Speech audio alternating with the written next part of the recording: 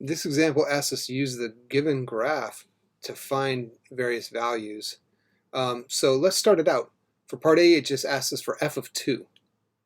Okay, well, x is 2. We plug it in. We get our y value right here. So trace it over. It's 2. So f of 2 is 2. All right, that's pretty straightforward. Now, next is asking us for the limit as x approaches 2 of f of x. So a limit is not concerned with what happens at the actual value of x equals 2.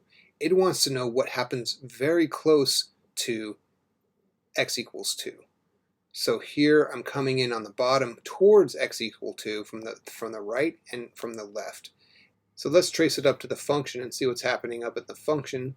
As x approaches 2, it looks like the function's coming in to 4 from the right, and as we go from the left, it's also approaching 4. Okay, so the limit as x goes to 2 of f of x is 4. The limit doesn't care what happens at the actual point 2, it just wants to know what's happening around the values of x equals 2.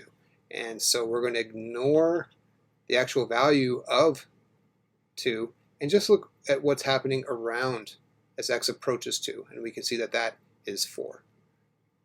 Now sometimes the value of the function and the limit are the same. That's what happens in part C here. We have the limit as x goes to 4 of f of x. Okay, so now I'm approaching 4 on the x-axis, so I'm going to bring in, I'm just going to follow my function in. Here we go, I can see that it's coming in like this, right? It's approaching, well, it looks like right here, it's approaching this value, which is 4 on the y-axis, right? 4 over here.